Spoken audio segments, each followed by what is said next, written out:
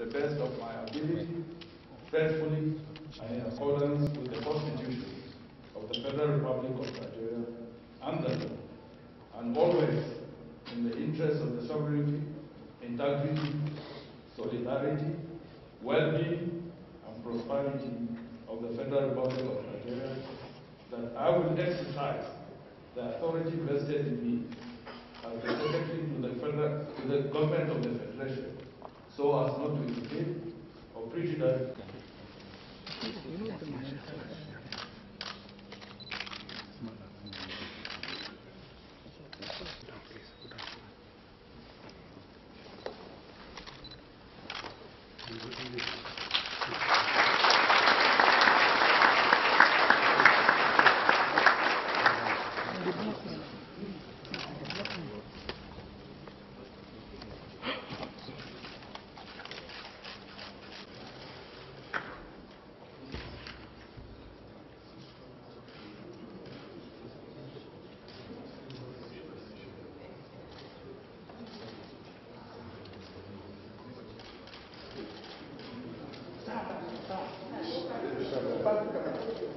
Close up.